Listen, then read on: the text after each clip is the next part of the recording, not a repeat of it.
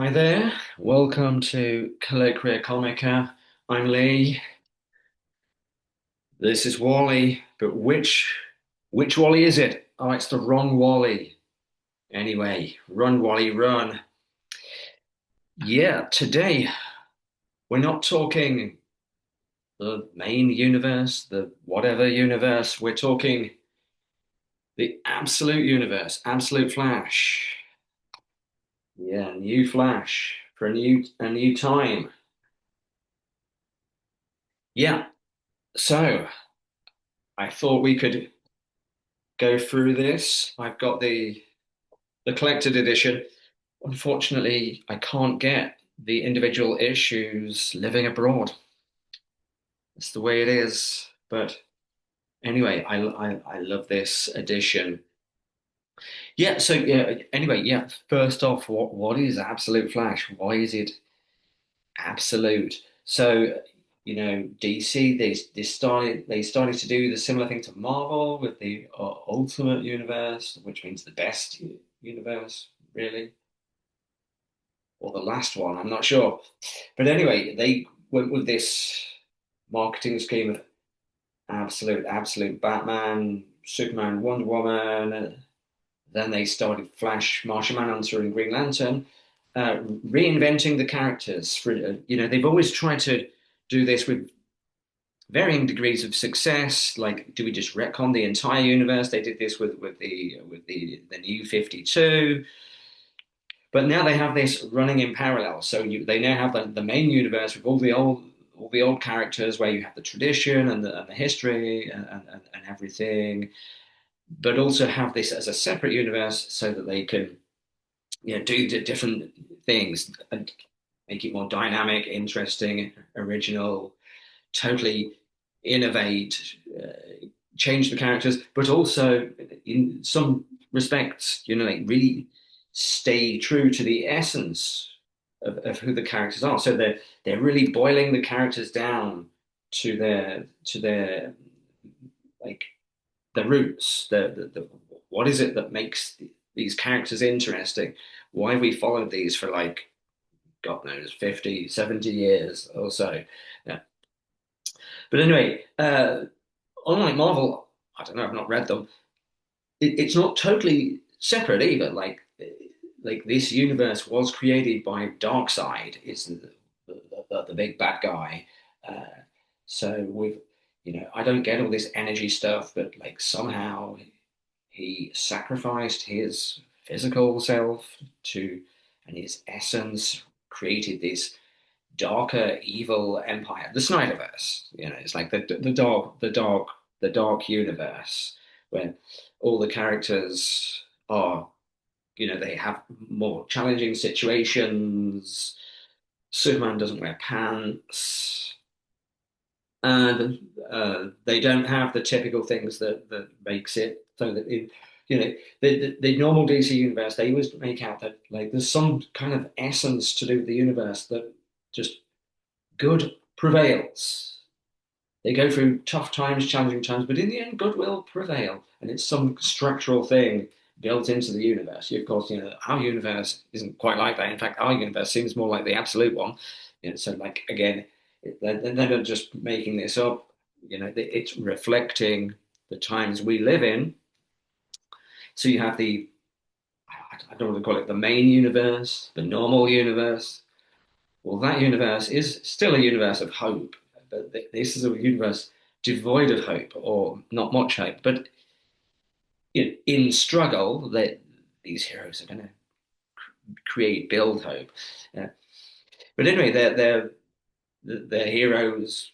They're boiling it down to the essences, and that means the main characters. So there's not millions and millions of characters, although they've not built that yet. They have teased a few here and there. Maybe it's something we can look at as we get into this.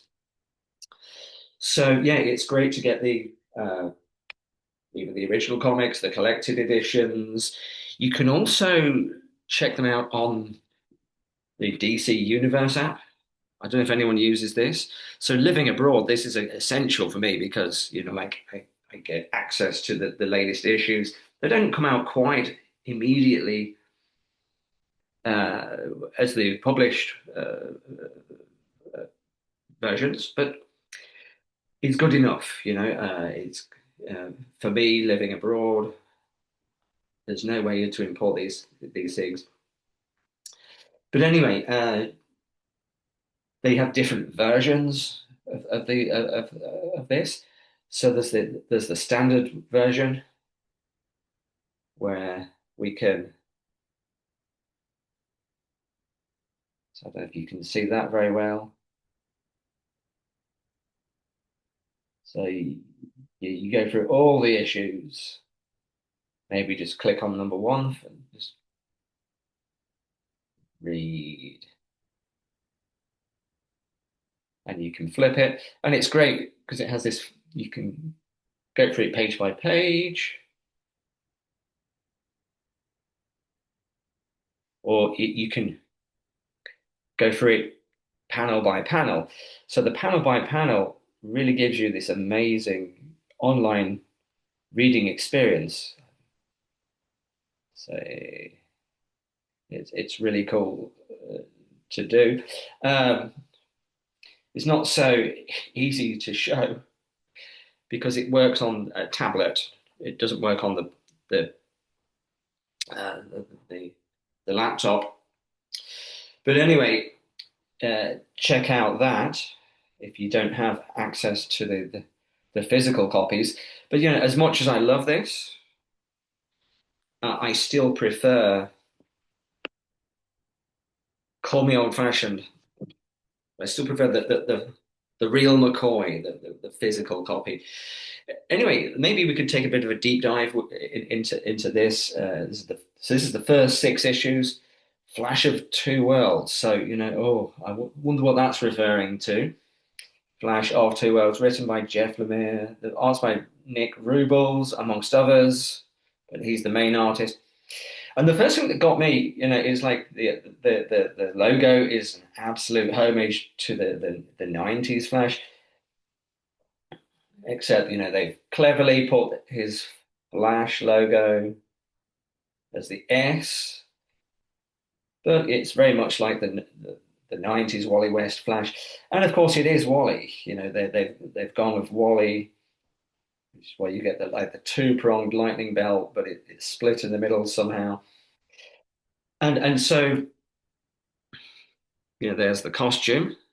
Again, it makes having this other universe, they can have the standard universe where he just has the usual costume as always with tweaks, but they can totally reinvent him. So he's yeah, what would a guy look like running? Like he's going to wear trainers, he's going to wear running shoes. He's wearing, and he has a small red leather jacket. Obviously, the hair flowing out and the goggles, like in some of the cartoons or Impulse or something. So maybe I'll just have a go at reading this. So, without the mentor, without the family, without the Speed Force, he's still the absolute Scarlet Speedster. So, in the Absolute Universe, familiar heroes have been reinvented from the ground up with origin stories that completely reshape both their abilities and their circumstances, but maintain the core characteristics that fans have known and loved for decades. Wally West's world has been turned upside down, not quite literally on the run from the people he once trusted. He must navigate an impossible world full of dangers he never knew existed, and he must do so without the help and guidance of his former mentor. The Flash joins the Absolute Universe in a bold new take on the DC Universe's Scarlet Speedster, written by award-winning author Jeff Lemire and illustrated by Nick Rubel. Yeah. So it's interesting for me how they now have two flashbulbs in two universes, and they're two different versions of Wally. This would be their opportunity to have Barry as the main Flash in the main universe and have this one as Wally, or at least vice versa. But no, they seem to be going all in with Wally as the main Flash now. yeah, there are others, but not Barry. Sorry, but they're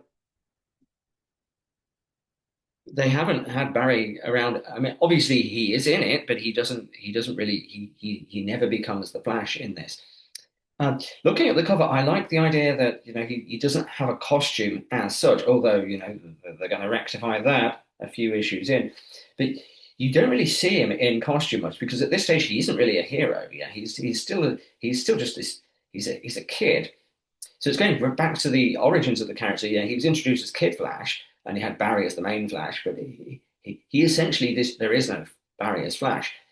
He just gets these powers as a teenager. I think he's 15 years old in the book, and he has no reference for what the hell is happening to me. So it's a very interesting idea, and you can see how we've said before about Barry and the Speed Force, how he just seems to be made of some kind of energy, like like he's I don't know, like his body is kind of disintegrated somehow. And I like this idea that he's like made of pure. We can't call it the Speed Force because it's not the Speed Force. They've yet to reveal exactly what it is, but we'll get to that a bit later with my theories of what it is, or, what he's made of, or whatever. But yeah, it's great. The colors are great. The art is great. Uh, oh, what's that? Yeah, so the artist is fantastic. They're updating it for the modern world, but they have references to the old stuff, like like homages to the old Flash stuff. So it starts off in res media, like he's just zoomed out. Well, you get the impression he's just zoomed out into the desert, and the way that he speaks, it's all, oh my God, oh my God, oh my God. Like what happened? What happened? So he, you can't really read properly what he's saying because it's overlapped in the sense that he's speed thinking, and this is something I think a lot of people can relate to, like the idea that you can't control your thoughts, your thoughts are racing, and especially as a teenager, like a lot of people might go through similar things, uh, feeling like he doesn't know where he belongs in the world. But the you get these amazing splash pages, and this is where having the physical copy is great because like it's right up to the edge. You get the colors really stand out. The the bright yellows and reds, and you're not sure exactly what's going on, but there's some kind of energy. Is he emitting this energy? Is it going into him? You get faces. So who are these faces? Are they other speedsters in the multiverse? In the Can't say what it is yet.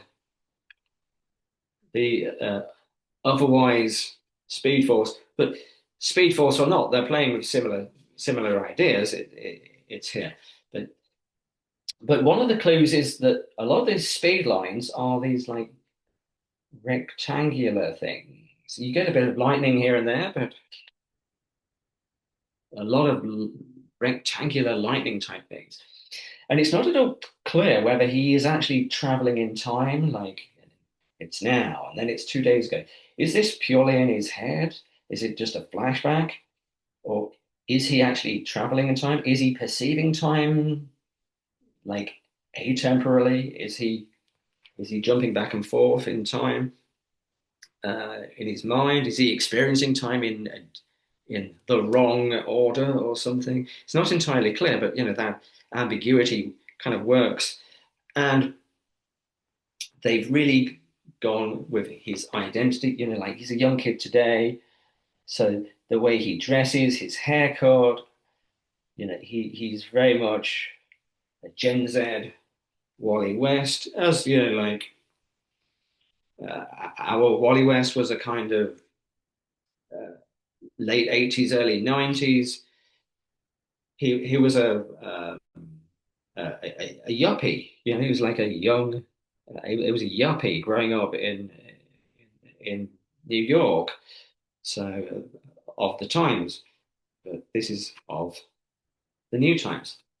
So of course Barry is here, but he's just a science guy. Wally's stuck on this base because his dad works there. So his dad's in the military. So they have similar themes to the main universe that Wally has daddy issues. If you check out my other video with Flash, old Wally West Flash 39, you see how Wally's dad was working for the Manhunters in Millennium, and so they have a similar thing of Wally having this difficult relationship with his dad, but here his dad just works for the military. Barry's a scientist for the military, so he knows Barry being a good guy. Sees this kid is just bored. He's stuck on this base. He has no friends. He has nothing to do. Or does Barry have an ulterior motive? Ooh. So he kind of befriends this young kid, and he gives him a tour of the lab. Oh, what's that in there? Oh my God. But he befriends him, and of course his dad's not so happy about this. Like, what are you doing, Alan? Because uh, Wally's dad, Rudy, is it Rudy?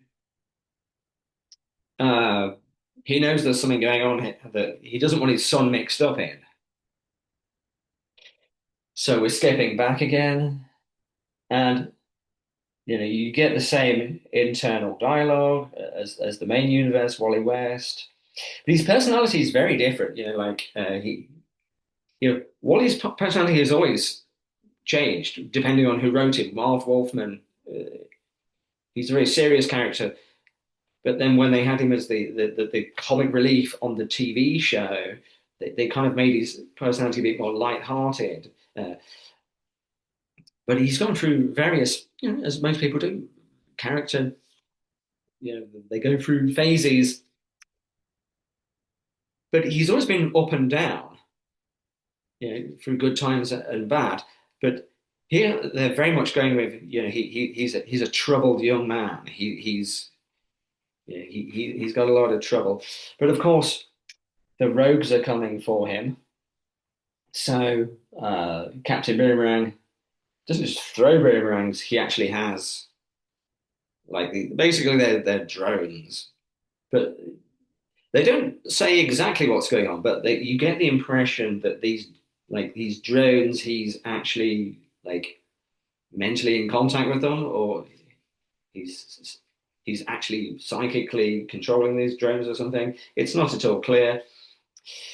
So they look a bit different.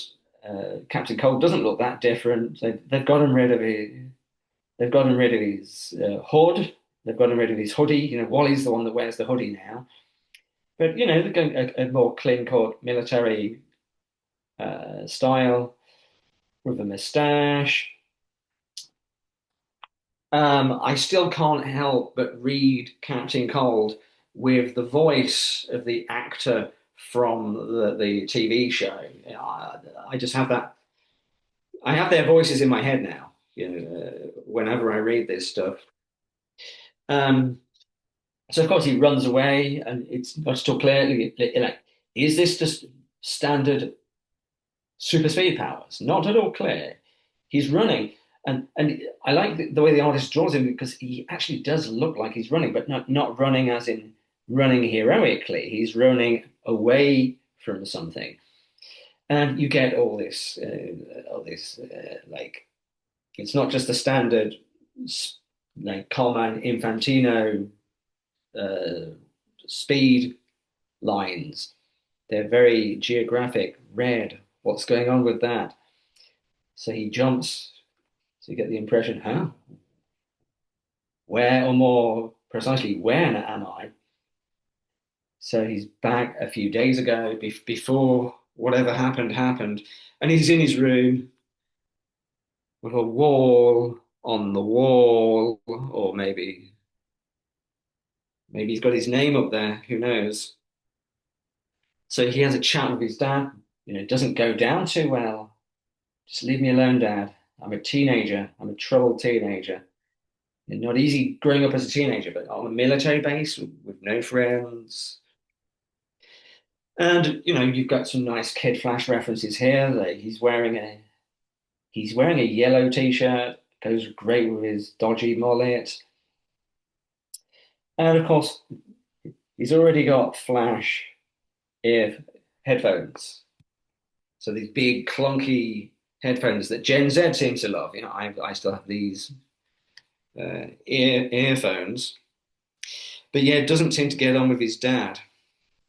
So he runs out after arguing with his dad, and he's got nowhere to turn. So of course he turns to Barry, the only guy on this base that seems to have taken an interest in him. And there's some crazy monkey. It's one of the experiments, I presume. But of course, Barry's in the middle of an experiment that Wally has just interrupted. Sorry. And this is where you get the origins of the costume. It's not a costume. It was this. It was clothes that he was using to protect himself from this mad energy stuff that he's experimenting with. Run, Wally, run. So we skip back forward in time again. If there were, any doubts.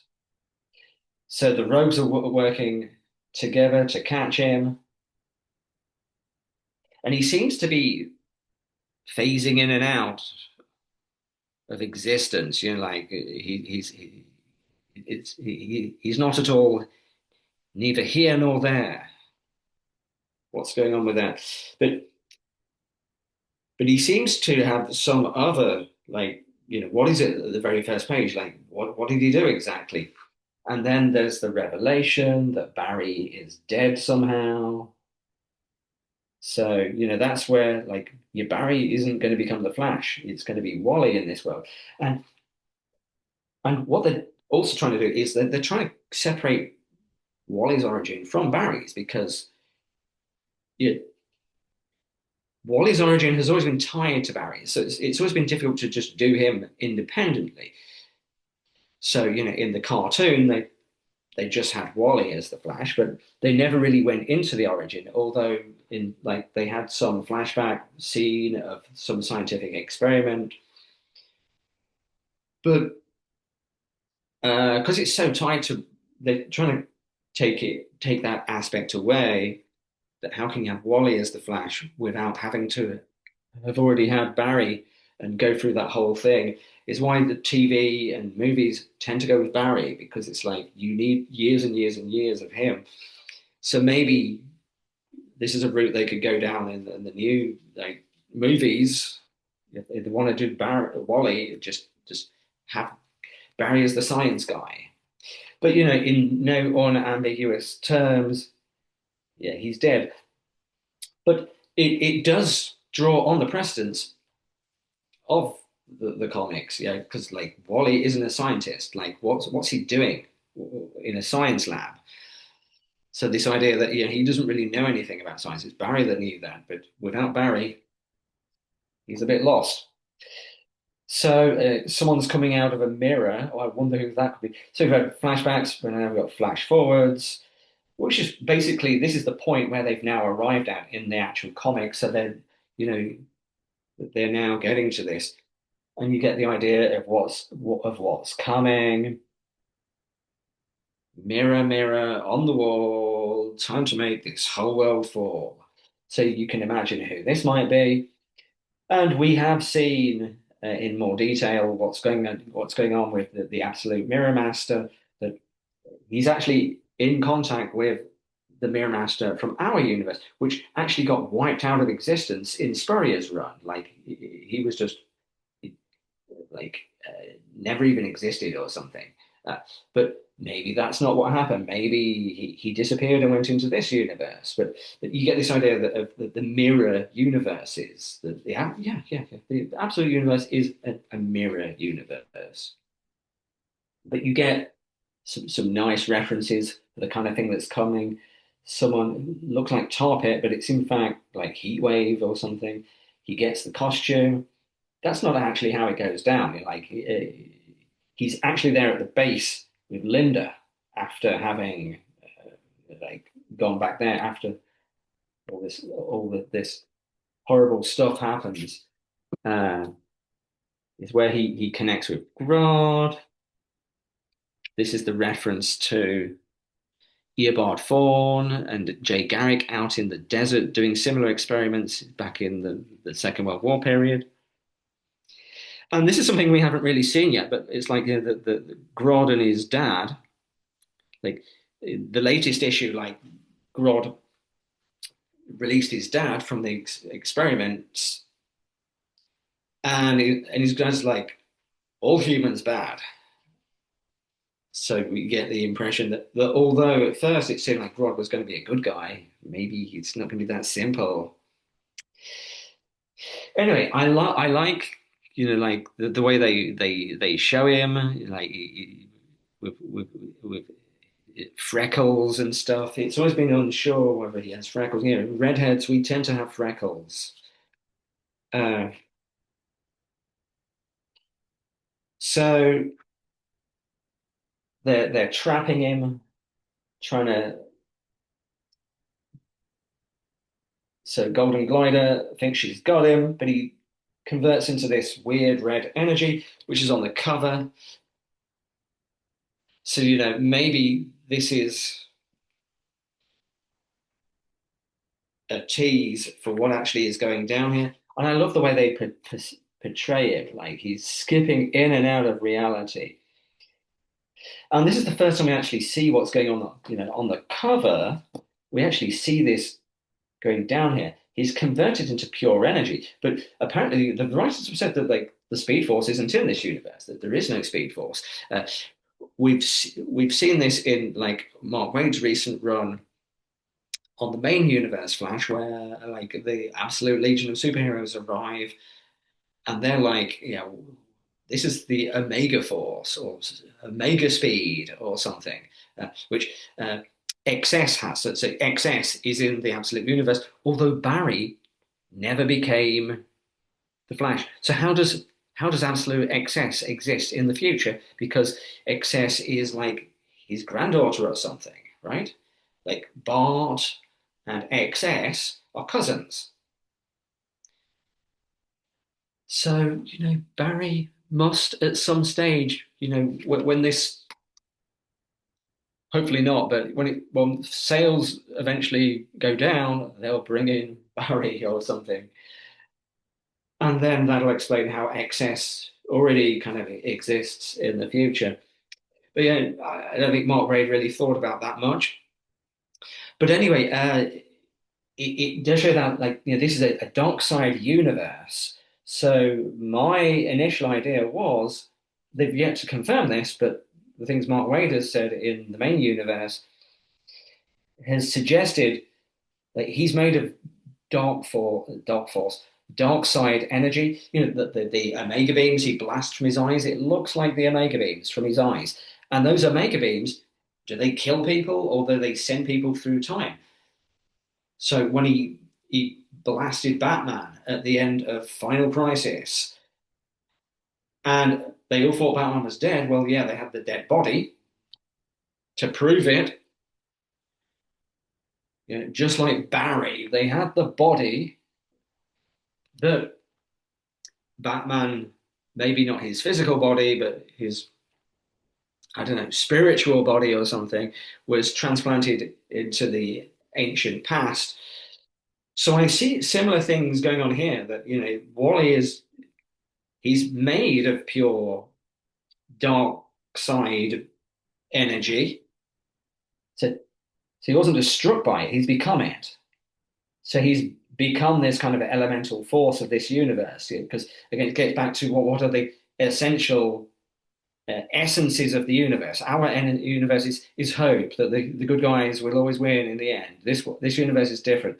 It's basically made of dark side energy, so it makes sense that there is no speed force.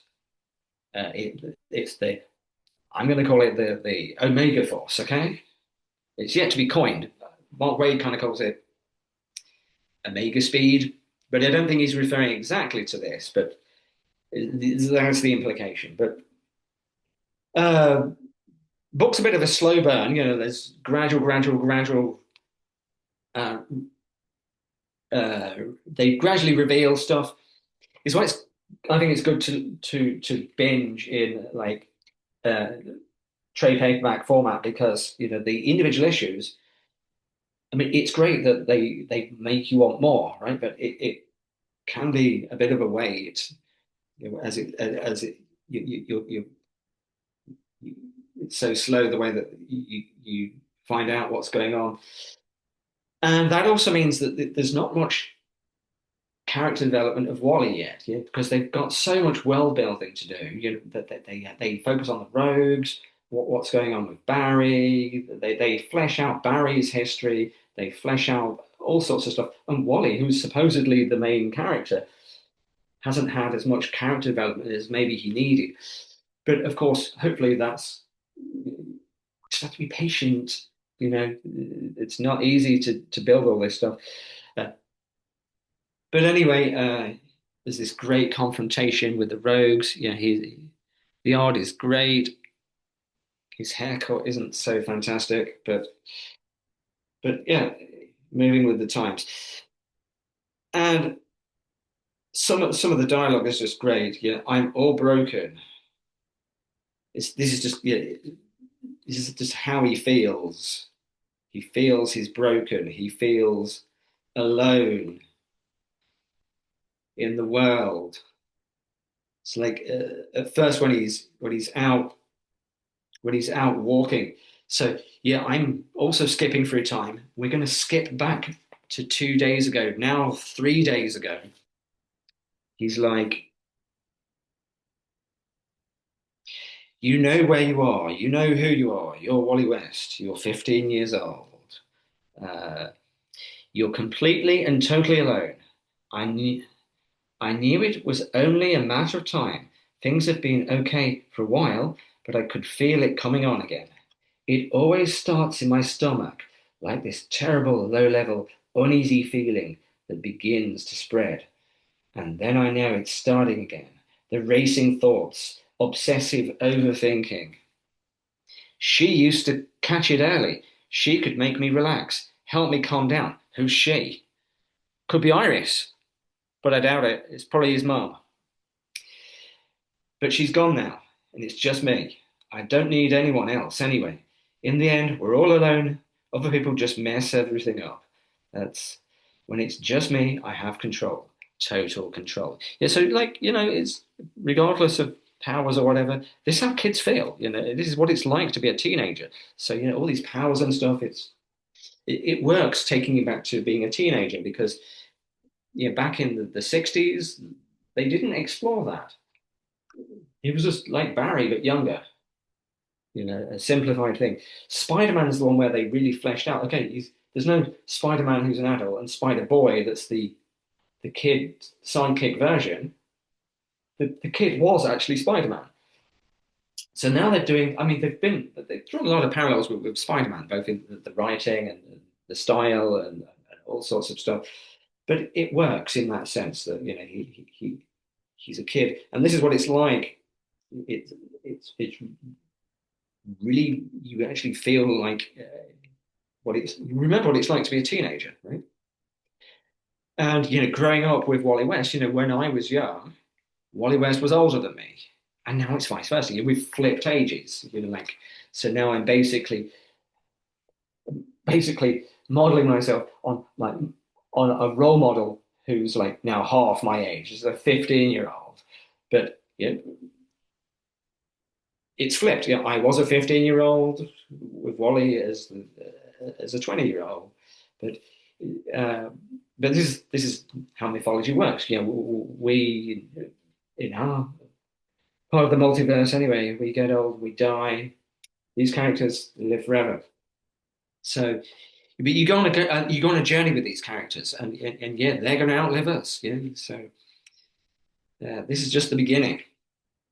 But anyway, you get this amazing. Again, the art is fantastic, and the paneling, the colors really give you this sense. So we've skipped back to the accident. So Wally's caught in this thing,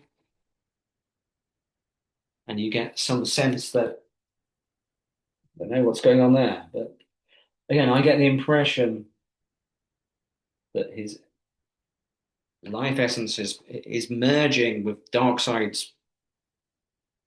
energy or something. And it seems there are other people in there that, we're going to see later. It's the still point. We're going to see later there are others that have got in there. But Wally's kind of like a miracle that it didn't kill him. But of course, his dad's not too happy about this. Why did you bring your son to this base in the first place, Dad?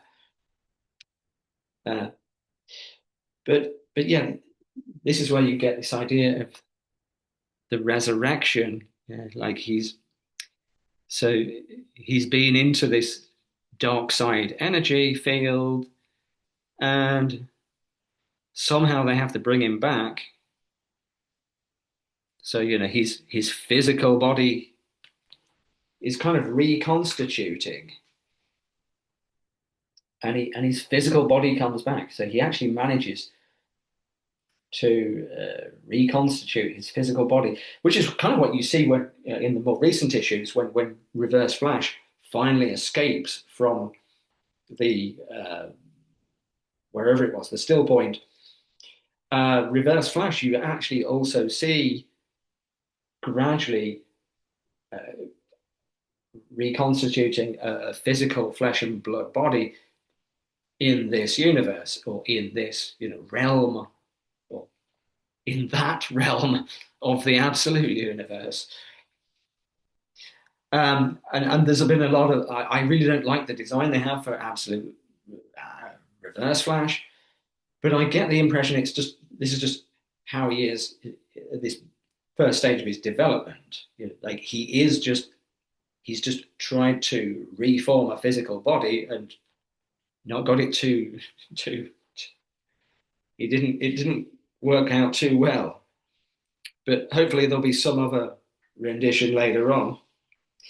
So meanwhile, yeah, it's all very confusing, skipping backwards and forwards in the book itself. With also me with my skipping backwards and forwards, I suffer from similar issues to Wally. It must be the hair. Uh, so Trickster, I'm not sure what's going on with Trickster. Like she's got this helmet for some reason. I don't think we've yet to see exactly why she's wearing this helmet. I'd imagine they were all experimented on at this base, and it's similar with the other books. Like they they use government experiments as excuses to bring in all sorts of characters. So Trickster, well, uses a trick, but Trickster's tricks are more technological in this universe. But he just pure instinct vibrates out. And this is how the paneling works so well on the physical copy. And Golden Glider, well, she actually glides. She doesn't have skates. That's a bit dumb. But she actually has these boots that enable her to fly. So she's gliding. And again, I love the way that he runs. Like he actually does look like someone actually running instead of the usual Flash style running. But again, running from, not towards something. And you get this idea he's not in control, he's no idea what's going on with him, but he's able to escape.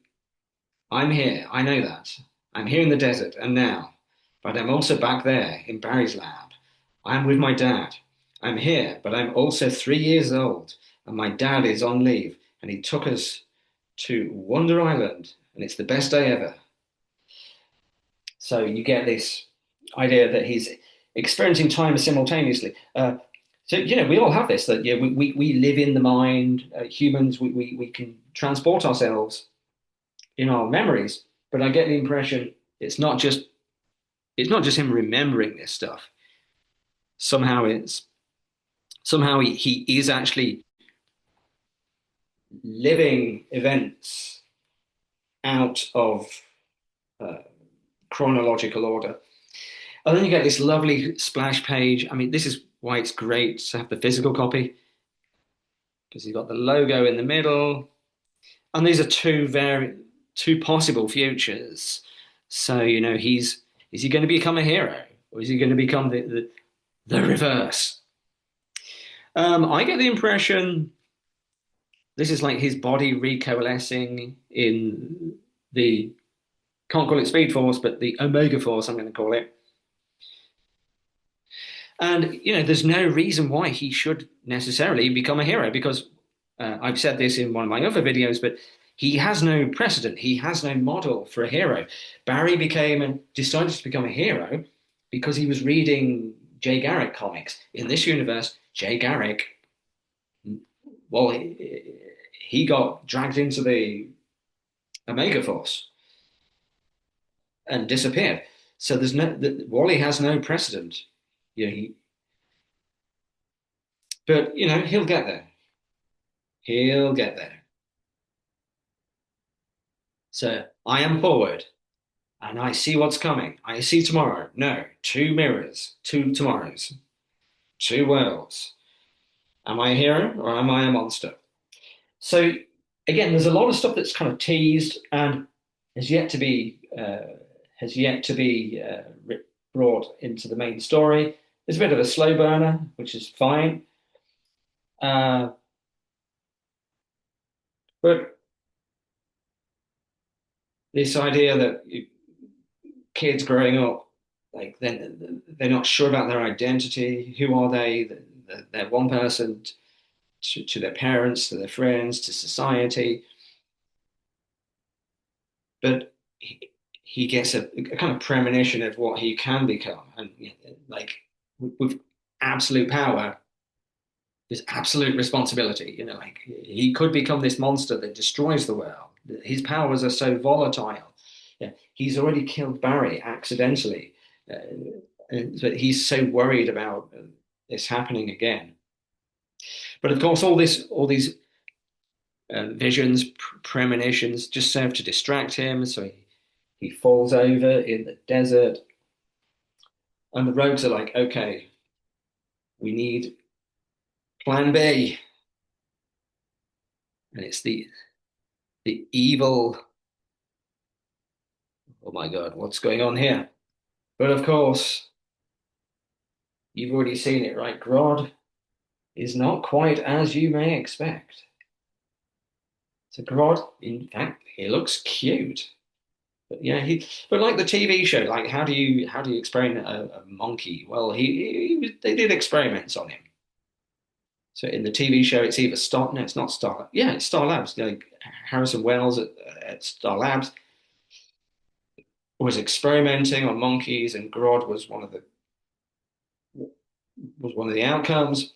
Similarly here, the the the, the scientists at Fort Fox are experimenting on these monkeys, Grodd. But yeah, you get these amazing covers. And, Gen Z, they love the dodgy socks. The mullet is kind of like the 80s Wally, but more extreme. And, you get the teaser here. He's going to befriend Grodd. And they look great together. Wally Grad, same. But you get this idea of the speed, the Omega Force thing. So of course he didn't actually kill Barry yet. So they took of moments of connection, like his connection with his dad, connection with Barry, the only guy that ever understood him, and he killed him. But he needs to focus, but he can't. So, this is how teenagers often deal with things. You just run away. That'll solve it, right? So he just runs away, but he doesn't know he's dragging Barry in his slipstream. So he doesn't kill Barry in the sense that it is Barry dies in the experiment, or uh, Wally blasted him. Or, no, he's actually dragging him to his death. This is terrible. But again, it's done in a way that harks back to the original versions. Like the way, oh, help me. It looks so much like the way Barry dies in Crisis, where his face is disintegrating, but it's done in a horrific way. It's horrific, uh, absolute universe way. So he basically was going to get dragged across the city, and not a nice way to go. But that's where Wally gets the costume. Like in Crisis, Barry disintegrates, just leaves the costume, and that's why Wally wears Barry's costume, because he got it when Barry mysteriously vanished in Crisis, just left the costume. So the same here. He's gonna, why would a teenager wear this kind of thing? He has no precedent to be a hero or anything. He's just gonna wear this thing out of respect for Barry. So the same as in the other universe. So he's on the run. He's on the run, and he's exhausted.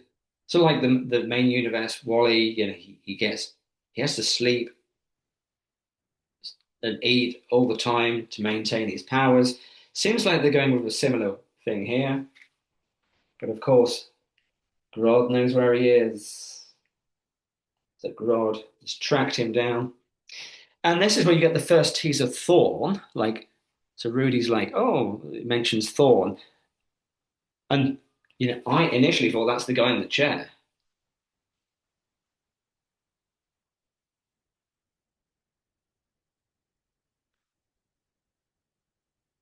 Yeah. So I thought when they talk about Thorn, I thought they were talking about this guy is going to be Eobard Thorn, but no, no, no. She is Thorn. She is Eleanor Thorn. It's Eobard Thorn's granddaughter, who is now trying to continue in the evil footsteps of her grandfather. So of course, Grodd finds Wally, but they connect, just like E.T. And they bond. So they have similar experiences.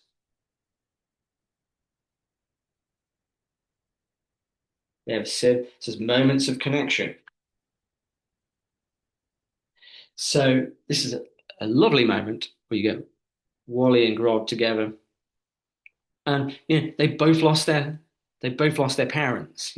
Wally's mother died, but Grodd was captured by the military scientists to do experiments on. Probably killed his mom. So this is how they bond.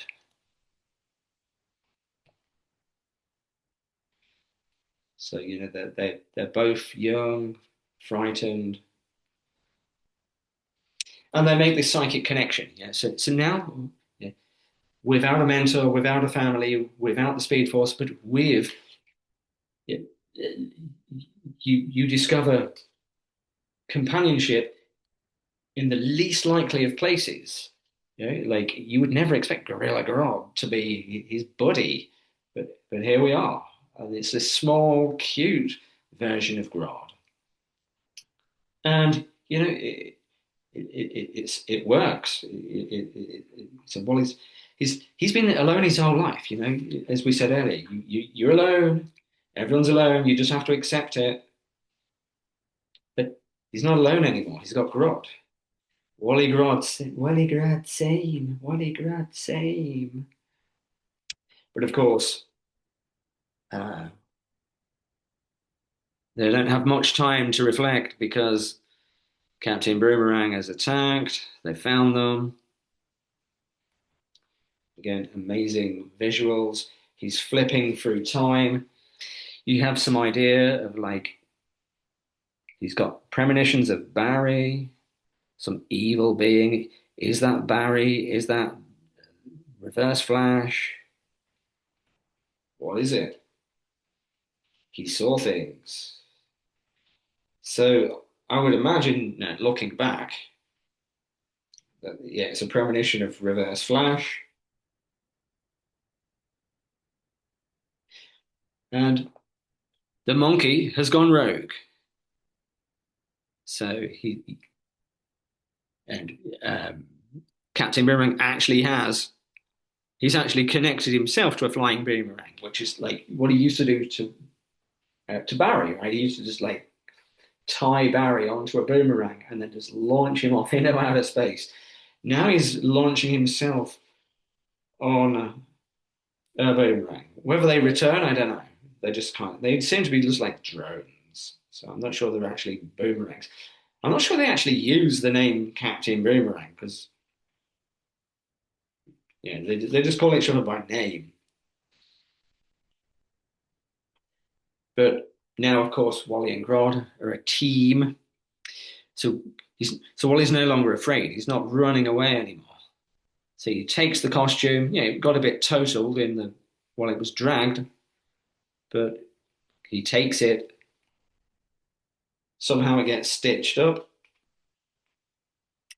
So they're friends. So yeah, Wally defeats Captain Boomerang with a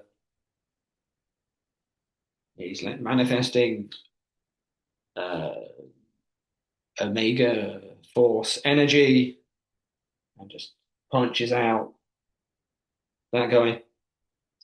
So this is where you get the passing of the torch, as you did with Crisis. So any life I knew is gone, and I know now. I really know I can't go back. This is my life now, and I can't outrun it. I just need to be here now. And in realizing that, a calm comes over me, and I feel something I haven't felt in a long time. I start to feel free. So, he's actually managed to accept what's happened to him, and he's running towards something rather than away from stuff. So, yeah, all of this crazy shit has gone down, but now it's like life is full of opportunity. We have to kind of embrace the things that happen to us and at least the silver linings, right? But this is his origin story. This is how he gets the costume. It's stitched it up a bit somehow. At super speed, he just learned how to sew and fix the costume. Why not? And of course, he had to get rid of the dodgy uh, cowl. So it has those Wally West aspects. It embraces aspects of all the Flashes. The Jay Garrick sense that he's just wearing street clothes. Jay Garrick basically just wore shoes, jeans, a top, stylized to some extent, but it's the Jay Garrick stylized street clothes approach, but not the dodgy helmet. Like the Wally West, have his hair flowing free, the Impulse goggles, Jay Garrick street clothing. So it combines aspects of all the Flashes and looks great. And it's great to have both universes because if this was just the actual main universe, I probably wouldn't like it. I'd probably like it's not the way it's supposed to be, you know. But I think because it's a different universe, we just kind of accept it. And I think that's the advantage of this. You can have both versions simultaneously. But anyway, on to the next part. So of course he's starting to feel free, but now he's out in the real world. He's been going up, he's been with his dad all this time on military bases, and now he can't relate to normal people. But yeah, the art is great. They continue with the flashbacks with his dad, his mom's funeral. He's still skipping through time, so he's learning these mental techniques, to stay in the here and now. I don't know, Buddhist meditation or something. We all suffer from this. You're like, oh, what am I doing tomorrow? Oh my God, what did I do yesterday? What a big mistake. We obsess, paranoid about stuff, that worry about what's going to happen, regret what has already happened. But how can we focus on the moment and embrace the moment and feel and enable ourselves to flow? We're going to create a good future if we focus on the moment of the present.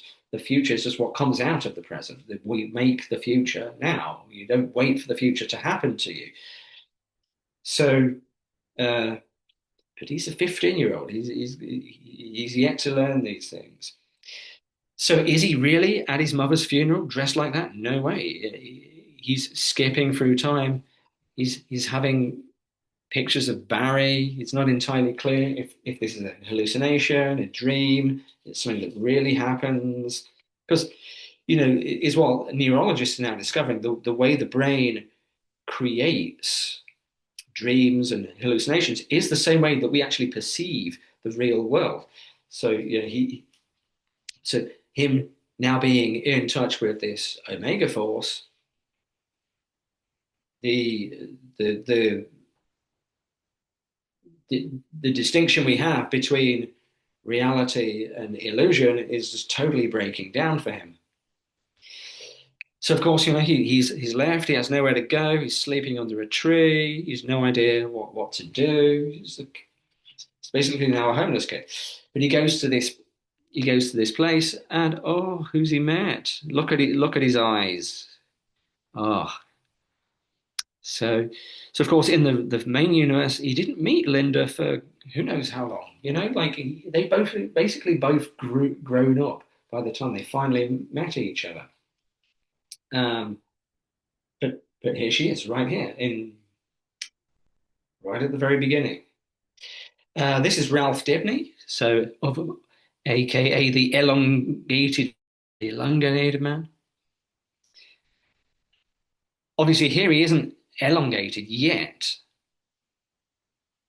So whether at some stage he's going to get captured and experimented on, or otherwise acquire his stretching powers, remains to be seen. But they're putting characters in here and there. That they're in no hurry. There's already enough going on in these books, so they're just sowing seeds that can bloom later on. I'd be quite happy for him to just stay as a normal guy for now, but he's in charge of this. So homelessness. So because the absolute universe is even tougher than our universe, so there's going to be all sorts of terrible things. We see a lot of exploitation in Absolute Superman, Absolute Flash.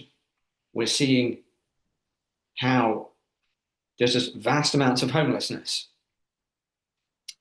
because uh, I think they call it. It is actually Blackgate, yeah. So it's not in this universe. Blackgate isn't a prison. Blackgate is like a homeless slum or something. But there's a parallel there. You're trapped. Homelessness. You can't get a job because you don't have a house. You can't get a house because you don't have a job. You're kind of trapped in that world. So the absolute universe being a lot tougher.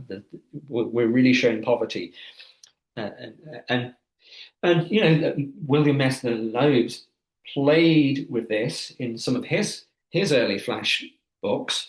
Is it like Flash number 19 or 20 of the Wally West run, where Wally actually sees the other side of New York or wherever it is he's living. Yeah, because he just lost all of his money, but he moves into some a really cheap, rundown, dodgy apartment. But he still has somewhere. There are people worse off than he is. But he starts to realize that's part of his character development that he starts to see the struggles that people have every day. So now Wally's basically in this position. Yeah, but again, there's a precedent for it. It's playing with stuff that has already happened in other Flash comics.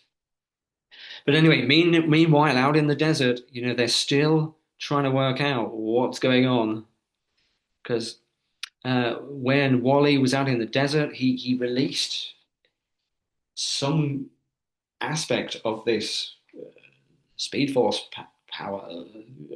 Can't call it the Speed Force. Uh, Omega Force, and it's some kind of gateway.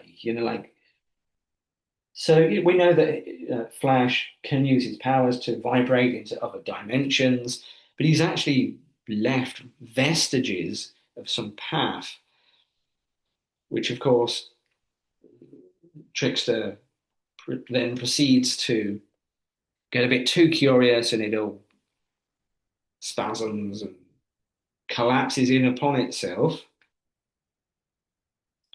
But meanwhile, back at the Dibney's place, they've renovated a church or something. So we get this first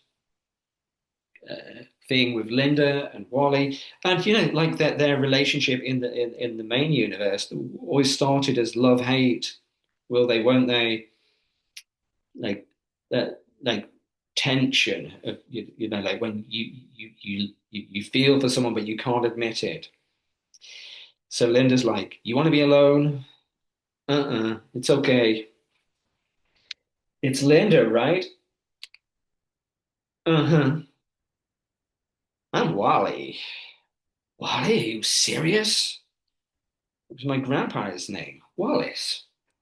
Wow, and I thought Linda was a bad name. So you haven't been to Iron Heights for long, huh? Oh, it's not Blackgate. Where did I get that from? Iron Heights. Blackgate is something else. But yeah. So, correction. Uh, Iron Heights is not a prison. Iron Heights is like some slum area of Central City. But yeah, I love this. I thought Linda was a bad name because, like, seriously, Wally, like, because Wally, I don't know about in American English, but in British English, Wally also means like idiot. You Wally. I don't know. Does it have that connotation in American English? Tell me. But Linda, like Linda in Spanish means like pretty. So it's pretty and idiot. But yeah, perfect. But they're bonding straight away, just off their names. So like they're both homeless kids. They both have terrible names. And so yeah, in this, it's like how our universe varies from the main universe full of hope. Like hope is just something built into the universe that okay, we can try and think like that in our universe, but and hope does inspire and help us to embetter the world and ourselves. But it's not a fundamental thing built into the fabric of our universe, although some people may disagree with me there. But this universe is more like ours. Like, like a lot of people end up on the wrong side for all sorts of reasons.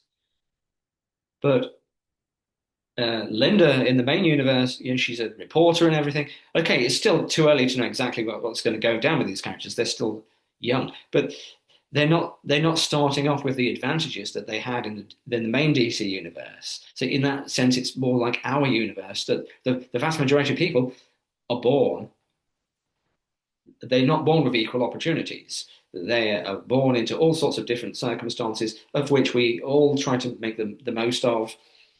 But Linda, I assume she's the same age as Wally, about 15, but like homelessness at that stage.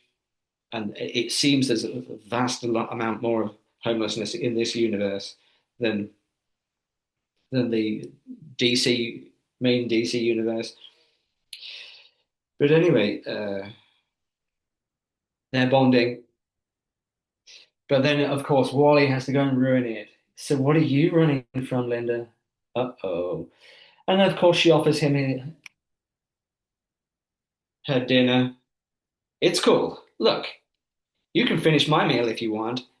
I saw you scarf yours down like in 3 seconds. So you get the idea that, Wally again, he suffers from this same I get really hungry type thing. Like he has to keep his metabolism going. So yeah, they're playing with two things here. Like he already seems to have godlike powers that straight off the bat, but also needs to maintain his physical body self. Because in the books, they never had those two things simultaneously. At first it was Wally was, he had realistic, more or less, powers that had to be maintained through constant eating and sleeping. And they gradually just did away with that in favor of him being in touch with the Speed Force as being like the thing that powers him. So therefore no longer needed to eat and sleep all the time. But here it seems they're doing both. Like he's in touch with this thing. His body to some extent is fluctuating between being a body made of omega force and flesh and blood. But in his flesh and blood stages, he still does need to consume a lot. So I like the fact that they're keeping these aspects. So of course he looks in his bag and oh my God, Grod's gone. He's ran off somewhere. But then Wally's dad's back at the base. He wants to know what's really going on. So he confronts uh, what's her name? Eleanor Fawn about all this. What's really happening? You're just the military guy. You're here to follow orders. But now it's his son. So he's not going to be he's not going to be happy with that any longer. So of course, a few nice teasers here. So she shows him what's going on. Oh yeah, yeah, he knows that it's like the usual military experiments and stuff, but to what extent? And of course, we've got some nice names. It's Project Heatwave, so we've seen how that goes down. We'll see that a bit later. So Heatwave, we know. Wizard, we've seen that as the weather wizard. Project Firestorm. So this is very interesting because we've yet to see this Project Firestorm. So again, they're teasing Ralph Dibny. They've teased uh, the Atom. Ray Palmer is like a colleague, maybe not a colleague, a rival, a scientific rival of Barry's. They tease Ray Palmer. So Ray Palmer is out there. But Firestorm. So these are characters that traditionally associated with the Flash, or at least, when they couldn't sustain their own backup books, they appeared in characters in the Flash comics. And in the TV show too, right? Firestorm, Atom, Elongated Man, all became secondary characters in the Flash TV show. So it appears we're going to get at some stage something like that. There was also while they were out in the desert, like Captain Cold said something like, like no, I think it was Trickster, maybe. They were like, yeah, they're going to take you back to Fort Fox and they're going to do experiments on you, talking to Wally, of course. They're going to do experiments on you like they did to that Raymond kid and Rory. So that's Mick Rory, who's Heatwave. And that Raymond kid is, of course, Ronnie Raymond. But here, like, Ronnie Raymond is an experiment like others. But, like, so I'd imagine what connects these characters is, some of them anyway, like Heatwave, like it's not just going to be fire. it's going to have been some kind of, and when you see him in a bit, but it's going to be connected to this Omega Force somehow. Firestorm too. So of course, the writer was it Jeff Lemire? He's actually writing the main universe next level Firestorm, which of course isn't going to be this version, but it seems he is in fact going to have both versions of Firestorm. And he said in interviews how he grew up reading Firestorm. So he's someone who's really inspired to do something with these. But if they introduce Firestorm here, how are they going to make it different to the main universe one? So it'll be interesting to see what happens when this little teaser is has its payoff. But we've also got Project, not Project X, it's Project XXXXX. So super top secret project. So we could speculate as to who that might be. So, it's not Zoom, because Zoom is like some government agent. He's been teased in one of the later books. It's not Reverse Flash. So who else is missing? We've got Gorilla Grodd. We've got who's missing? Like, okay, it's a mistake to just think it has to be somebody from our main universe, like either a hero or villain. It's not the add-on, but So let me know. Who do you think this Project XXXX might be? I think this is a way that these books are not so totally beginner friendly. Like they've been badged like this. Like you can just pick up issue one with no knowledge of any DC comic ever, and to some extent that's true. You can just it is a new start and everything, and that's great. But there's, there are so many little things. There's so many Easter eggs and stuff that only has significance if you know who they are. So there's so many little references. So, if you don't know the significance, like, when they kill Barry and stuff, and it's like, if you have no knowledge of the Flash previously, it's like, yeah, well, this scientist died, so what? Why are they focusing so much on this scientist, this random scientist? Uh, if you have no previous knowledge, that lacks significance. And it's the same with the other books. Like there's all the significance of things that happen. It's winking at you, like, yeah, like we're doing the opposite of what we did in the other version, right? So it's not quite so true that it's you can just totally just pick this up because, but you don't have to get absolutely every little reference to enjoy the story. You can just read this on its own. But all the significance of these things. But offhand, I can't think who this Project XXX whatever might be.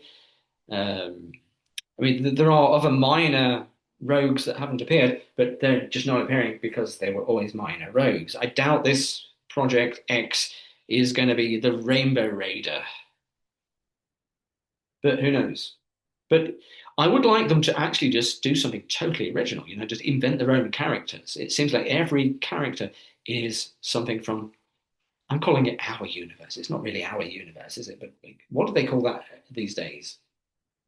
The main universe, you know what I mean?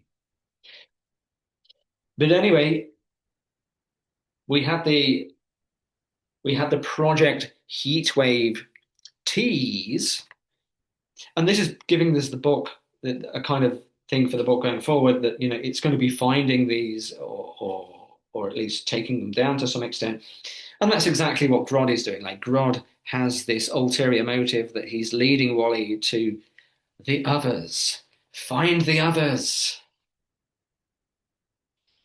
and of course it's really hot down here.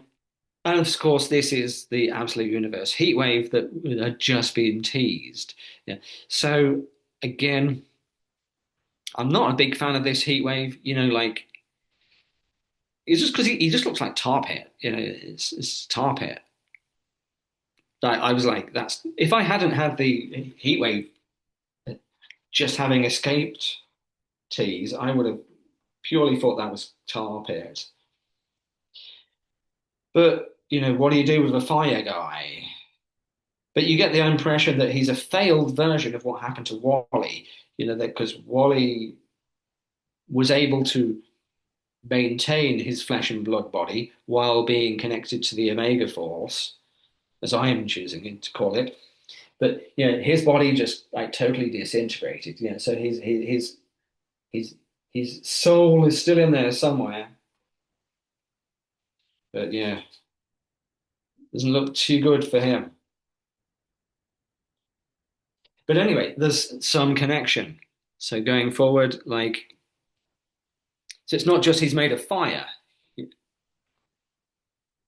The fire is some kind of physical manifestation that they seem to have this connection. So he's not just going to save the day by running fast. There really isn't much emphasis on speed as a power as such in this. It's how he's connected to the things. Not exactly lightning, but like the Omega Force seems to manifest through lightning somehow. But he's somehow making a connection, like it's through touch and I wouldn't say exactly control. He's unable to control this yet, but I get the impression he's connected. So of course, Grod's brought him here to help, not to he's not here to just defeat the bad guys.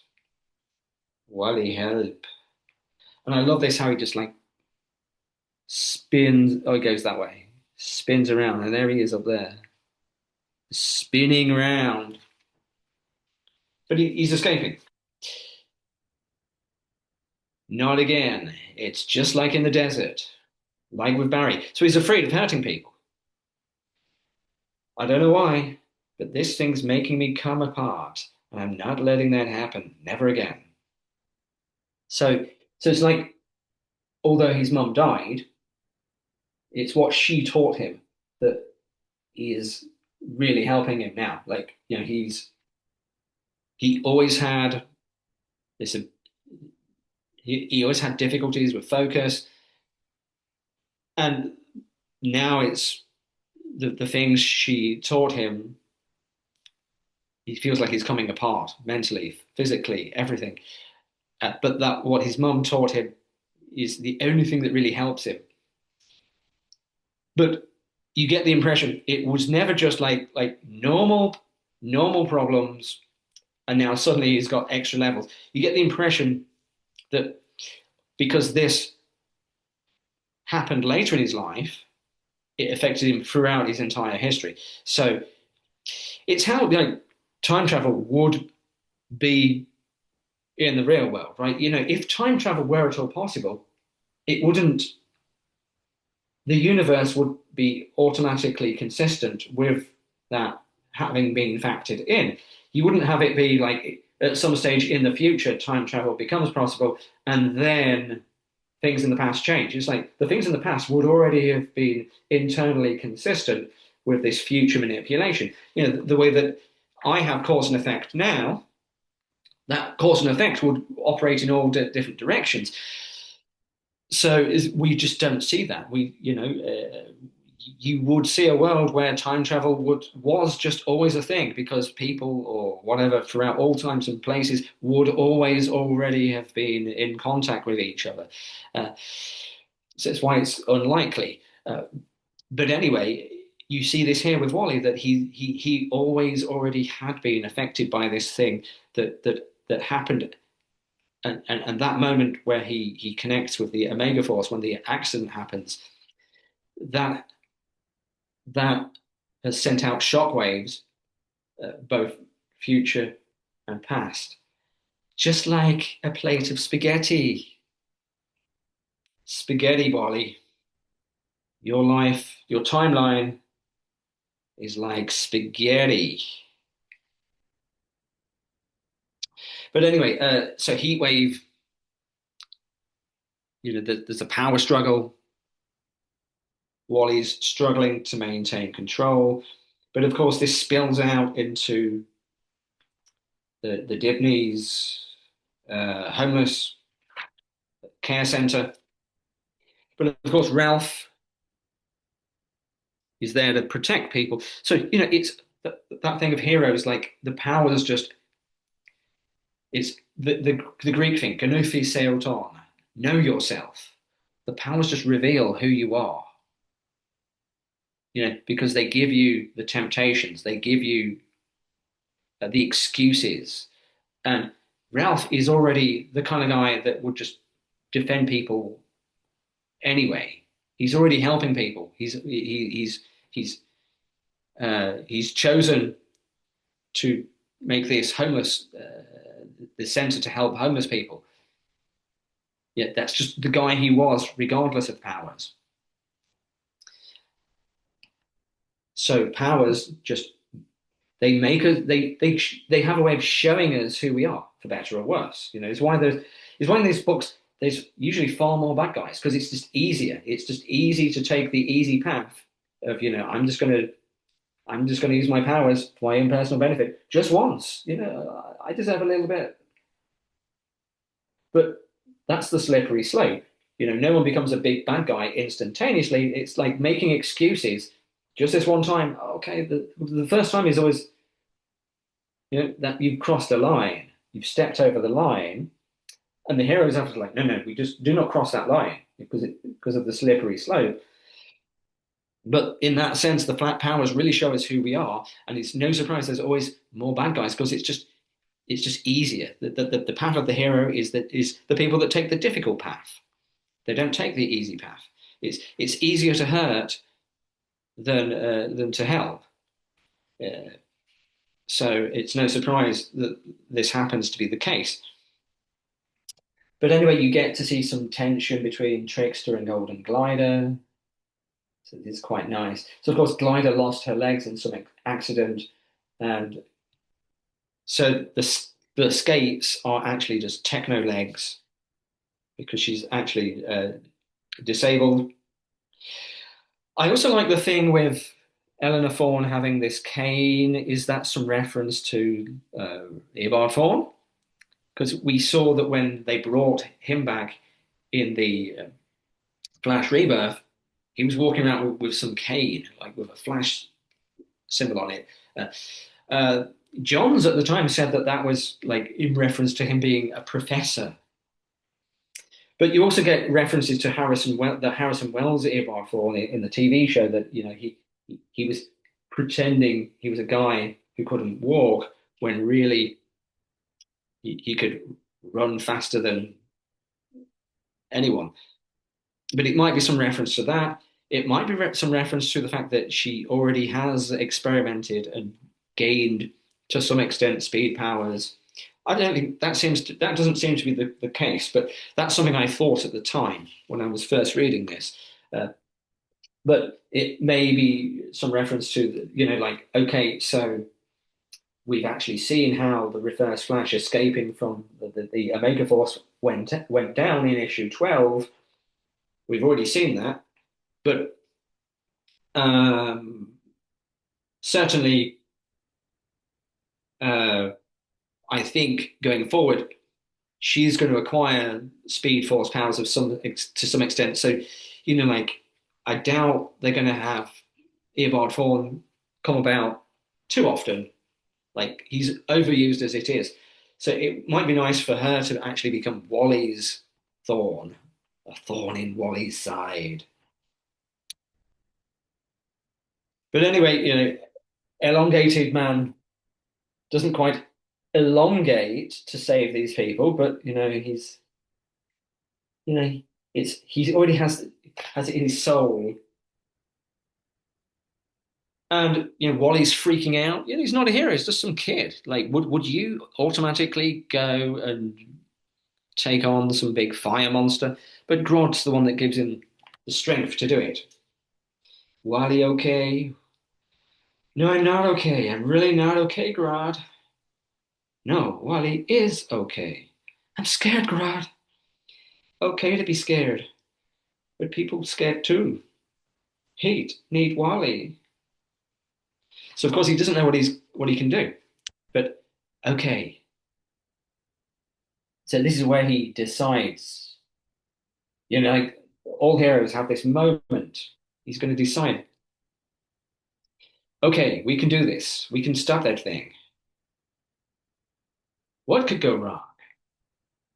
So he's got the costume, and he now he's going to put it on. And again, I love this kind of thing that they instantly recognize him. It's like that is no disguise. It's clearly just, if I just wore different clothes with some glasses, you would instantly know it's me. Maybe I could vibrate my face or my voice or something, but he has none of these precedents. So Dibney, Ralph is instantly, what are you wearing? Not now, Mr. Dibney. You just need to get out of here. Like now. So, there's no secret identity. And, that's the precedent is there. Like the main universe, Wally West, he always, well, not always, but, when he took over as Flash, right from issue one, there was no secret identity. So he just wears the costume, he wears the mask out of tradition for Barry, but he's not going to have the pretense of having a secret identity. So he wears these goggles. It's just to protect his eyes running. It's why the main universe Wally has the white eyes. It's protection. It has some sense. Uh, but there's no other reason to wear a mask. Basically, everyone knows who he is anyway. Like so. All the people at Fort Fox, his dad, Eleanor, they all know who he is. There's no pretense. So I like the idea of like there's no secret identity in this. Like the same with Green Lantern. There's no pretense of having secret identity. Um, uh, Bruce seems to have one to some extent, but basically half of his villains were his friends anyway, and the cat's already out of the bag. Yeah. So a lot of them don't really have secret identities. So the very notion of a secret identity is a bit antiquated. And so I like this idea that they are just who they are. Like it's not like split identity. I behave this way in that identity. That means I have to behave the other way. Like Barry always had to pretend to be slow. The fact that he was the Flash actually conditioned his personality in the opposite direction, just to not draw attention to himself. But yeah, so he's not really becoming who he's supposed to be because he's having to separate it for social reasons. I mean, good social reasons. He has to protect his loved ones and stuff. But here, like Wally's out there on his own, doesn't have any loved ones anymore. And those, it was just his dad, right? And his dad was the one who put him in this dangerous situation in the first place. So he doesn't really have anyone to protect. But like in the real world, that would be no actual way of hiding your identity. So like in the Silver Age, like they had, like his hair dyed brown when he actually put, when he actually ejected the ring from his costume from his ring. Excuse me. It also dyed his hair brown. Because like living in a redhead living in a small knit community like Blue Valley, like there's only one kid in the neighborhood who has red hair. Like, but they don't seem to be going down that path. And I really, obviously growing up as a redhead, the only redhead at school, maybe that's one reason why I was drawn to Flash. Because as kids, you do need role models, and there weren't many. I mean, it doesn't matter what color hair you got, right? That there are issues that uh, define our identity far more importantly than the color of your hair. But growing up, when you have a hair color that's a minority, it does become like some kind of identity thing. Uh, a lot of redheads suffer abuse, bullying at school because you're different. Like So Wally feels different, not because of not because of his hair, just because he's stuck on this base. But there's still the precedent of redheads feeling that they kind of stand out, and as such need role models. If you have black hair, maybe your role model is not going to be based on the fact that they have black hair. Your role model may have black hair, but you wouldn't think of it as that being the reason why it's your role model. But I don't think it's a surprise that I was drawn to Flash growing up at school, uh, being the only redhead at school, basically. So I imagine Wally was the same at his school. But anyway, it's what makes him stand. It's like later on in life, it's what makes you stand out. It's part of that. But it's why everyone needs role models for whatever factor of their identity it is that makes them stand out. Uh, it's important they have role models for that, for everyone across the social spectrum. So of course he's running towards trouble instead of away from it, and of course there's no exact explanation, but like energy just does whatever, and he explodes, somehow absorbs the energy, is transported into some other realm, let's just call it. Is that in the Omega Force? Sees the hand. Is that the hand of God? But of course, they literally live in a universe with an evil God. Like in our universe, there are precedents for this. Like that there are Christian sects that thought, like, yeah, God wouldn't create a universe with evil in it. So God didn't create our universe.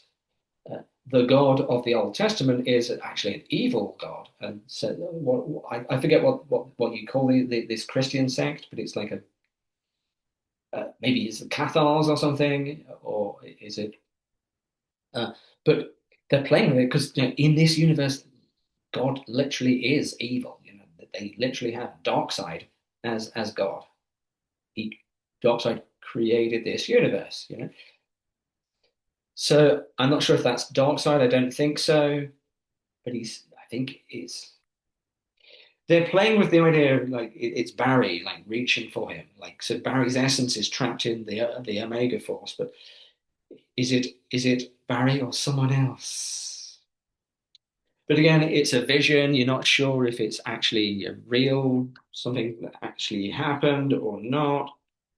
But of course, Wally is now even more afraid of hurting people, which is to be understood. He's a young kid going for get away from me.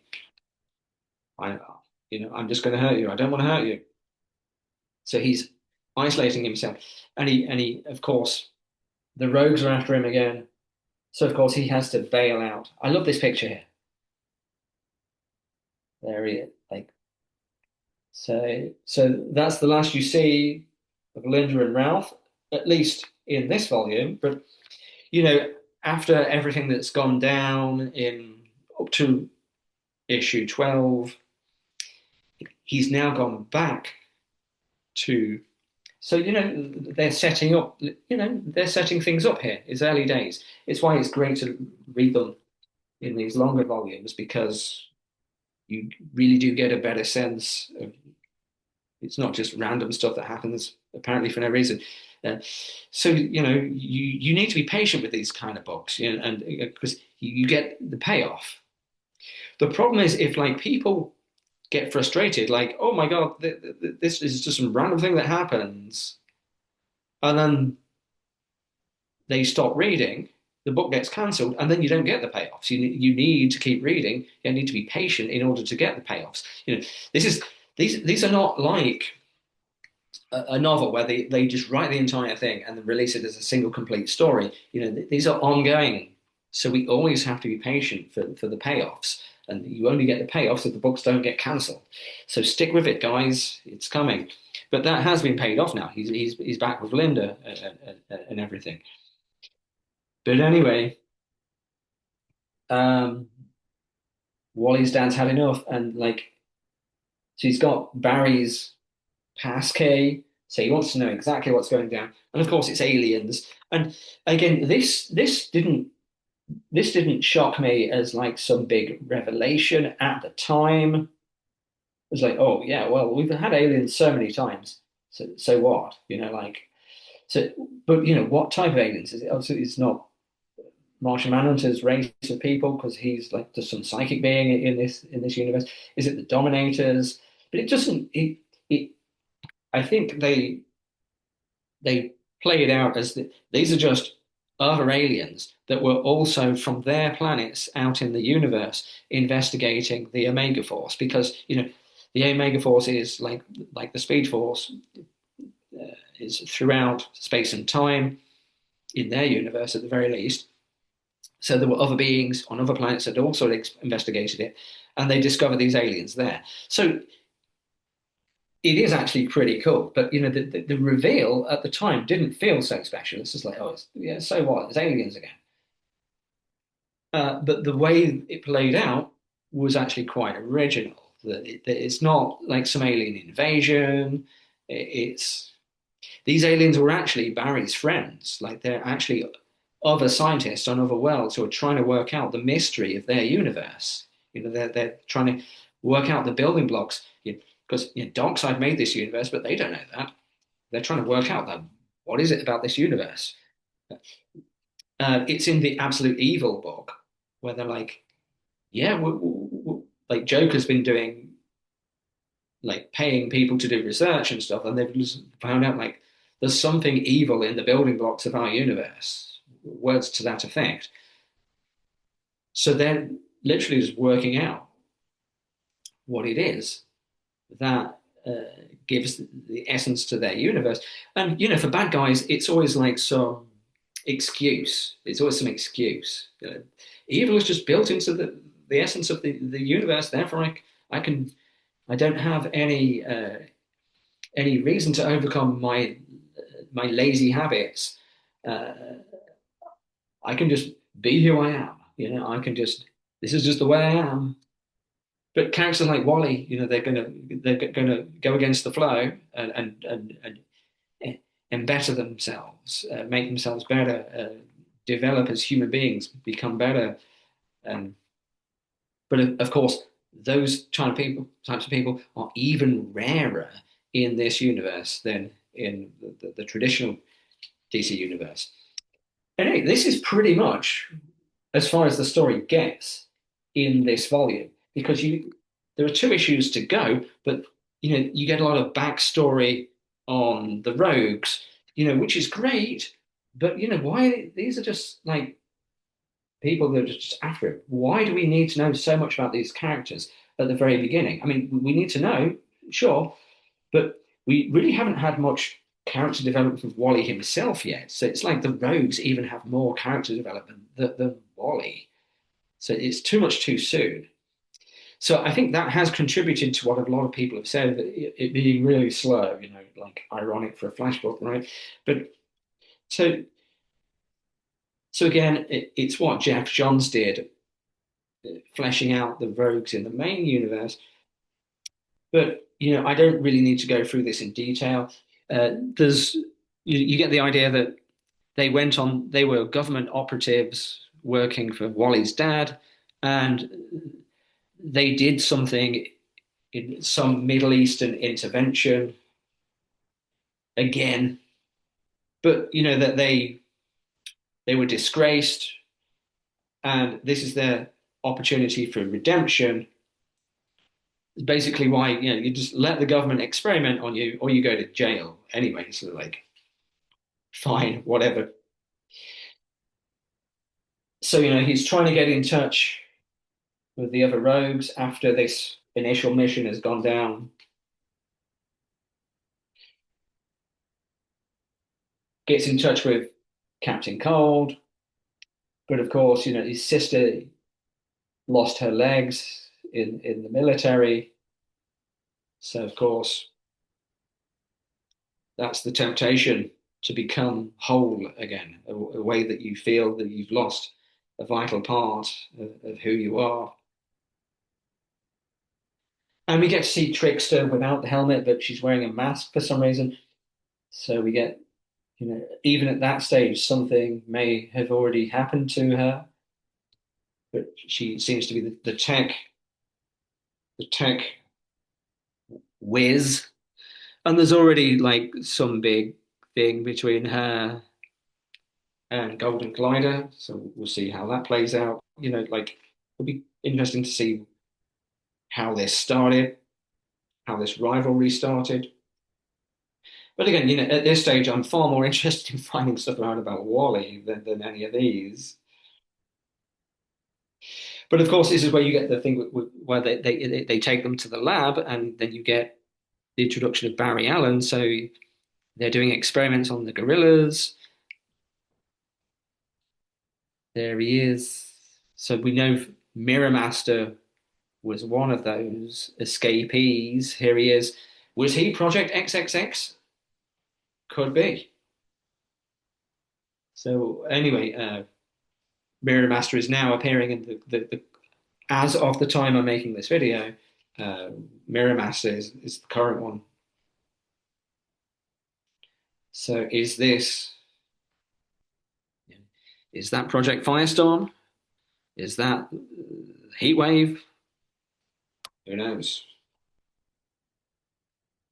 But being able to detect a cure and disease, a defect, a molecule level. So of course, Barry, as usual, he thinks he's helping humanity, but of course, the military are going to exploit the work as usual. But then you get this tease, okay, what's really going on here? And you see it in Barry's eyes. Does he know? Does he know what went down? So this is interesting. You're like the Eobard Fawn was way back in the 40s experimenting, like trying to find out what this Omega Force thing was, and he was so close. But then Garrick interrupted him and he just pushed him in. You can't shut down my experiment now. I'm too close. So both Eobard Fawn and Jay Garrick get lost in the Omega Force, as I'm calling it, the still point, as I think Jeff Lemire actually calls it later on in the book. But this is interesting that how Eobard Fawn isn't like some guy from the future. Or maybe he still is. Maybe he time traveled from the future back into the 1940s and got stuck there, Harrison Wells style. This is his ticket back to his time. Could be. I doubt they go down that path. But it seems like he's just a guy from the 40s because he doesn't seem to have any advanced futuristic scientific knowledge. But they're setting up Eleanor as being the next generation, several generations later, Thorn. But he's clearly opening a portal to this other realm that connects all time and space in the evil, absolute dark side universe. But anyway, that's all classified. This is on a need to know basis, and you are just you're just cogs in the machine. But Wally's dad now has understood where he's screwed up, and he's going to call him and try. But of course, Eleanor is on to him. Oh, sorry, my hand's in the way there. And nice picture of us smashing the phone with a cane there. Does she really have some disability that she's still quite young, right? Uh, they did this with Zoom in the main universe. Like he got put in a wheelchair. I mean, that was the precedent for Harrison Wells' Reverse Flash being in a wheelchair in the first season of The Flash, because Zoom, another character, unrelated in the TV, was actually in a wheelchair. But there's these precedents of okay, like the irony of the one that is fast, needing help walking, but it's a stereotype, but they seem to play. But anyway, that's where this volume leaves off. First six issues. As I say, I'm reading the up to date issues on DC Universe. So, if you live in the United States, the UK, or wherever you get access to the actual published issues, just read those. If you can't, DC Universe is great, or just wait for the trades. I read them on here and then buy the physical versions. So when they come out in the trade paperback format, because it's easy to import this way. It's importing every month a single issue. It's not feasible. But it does make me, I don't have to wait to read the story, but it makes me wait. It's like rereading it. And it makes me excited to read it again, to reread it, because reading it online, it's great and convenient, but it feels a bit disposable in a way. Like I just flick through it and don't appreciate it quite as much as I perhaps should. But actually getting this, makes it feel more special, and like rereading it and just flicking through it, and just appreciating the art, because the art is really great with this.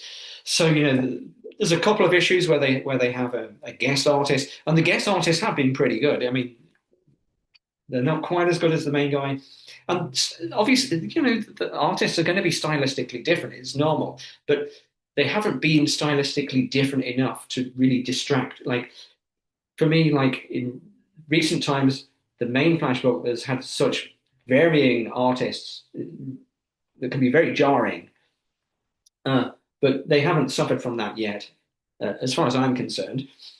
Uh, the current books, I mean, the current story with Mirror Master has like one of the cover artists as the main artist, and that is also spectacular.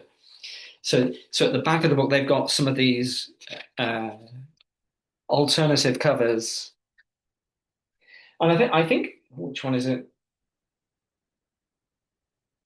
Yeah, I'm not. I don't really. I mean, his hair looks great when he's out of costume, and when he's running in costume because it's blowing in the wind. But when it's just flopping down over his mask, it doesn't look that great for me. But because he doesn't. Maybe it's because it's diff. It looks different. Like don't be resistant to it looking different. But yeah, I think this one, the artist who did this one, is doing the current. Is it Haining or something? Haining. So of all the cover artists, this is. I mean, it looks a bit manga-y. It's not necessarily a problem, but yeah, it really works. It's really good. So it looks absolutely fantastic. The story is engaging. It does well to re-establish the Flash mythos. They really need to develop Wally's character a bit more, but they've done well to establish his character as being troubled, as a troubled teenager, being realistic as to how you would actually be if all of this stuff actually really did happen to you. Like, how does he cope with it? But how did that accident affect his whole life? But so all his troubles growing up now make sense. And this is what a lot of people face growing up. Like when you're young, you can't really understand why things are happening to you, but stick with it. It does get better with time. We just have to be patient. Everyone goes through bad periods, but the good periods will come too. The main universe, Wally has seen this. He's been up and down like a roller coaster. He got these amazing powers. It's what he always wanted. Became Kid Flash, but then in the 80s with Marv Wolfman, he became like, I don't actually want this. I never wanted. Yes, you did, but he was going through a difficult phase in the 80s. Then he became then he lost Barry, became the Flash. It was like I really didn't want. I wanted to go to college. I wanted to go to university and become a normal guy. But then he had to become the Flash to respect Barry. But then he won the lottery. But then he lost his money. So he's up and down all the time. He becomes homeless. Then he lands smack bang in the middle somehow. But then Barry comes back. Great, Barry's back again.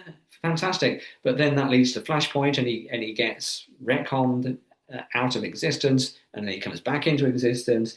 and then there's all the problems, ups and downs. Then there's the heroes in crisis thing, but then he comes back from that. So that heroes in crisis thing. Yeah, I hate it the same as anyone else, but I at least see it as part of his arc. Like he's always been up and down, and that was just you have to take them as low as you can, and you can't really get much lower than that in order to make them come up again. But how far can you take a character without making them unredeemable? But that they managed to wreck on that to some extent. But this they're playing with this idea that Wally has always had ups and downs. He's always had a lot of interesting character development, and they're doing that as far as they can while spending too much time giving Barry character development that he never got in he never got that character development in like 30 years. But now he's not the Flash, and he's getting more character development than Wally. Uh, but again, I'm hopeful going forward that they'll rectify that. Yeah, you just have to be patient. These are ongoing books. We have to be patient. There's only so much you can put in a 20 odd page issue. Anyway, that's all for now. So again, going forward, I may do reviews on the latest issues, and when I get the physical copies, I'll do like this, just just to go through it and talk about it. Talk about the ideas, talk about everything. So remember with my videos, always read the stories first. Don't just listen to me blabbering about it. Read it first.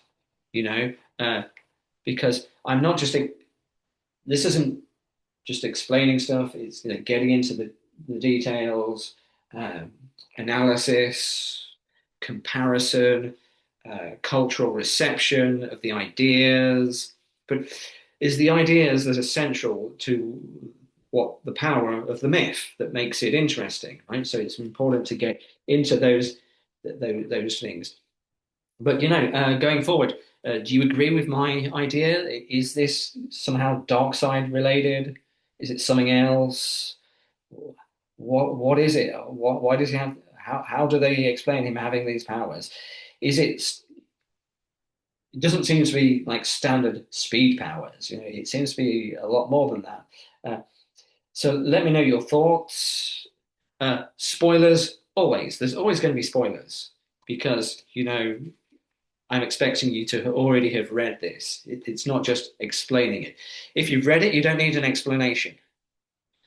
If you haven't read it, you should be reading it rather than listening to me explaining it. So, explanations are pretty useless for this kind of blogging, vlogging, YouTubing, whatever you want to call it. It's the analysis, it's the ideas.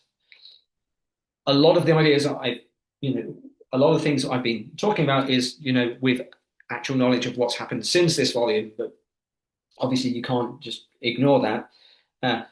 But I think volume 2 comes out maybe June, maybe July. So when I get the next volume, we'll continue talking about this. But in the meantime, keep reading Absolute Flash, keep reading all the other books. But anyway, it's time to run, Wally. Run. Take care.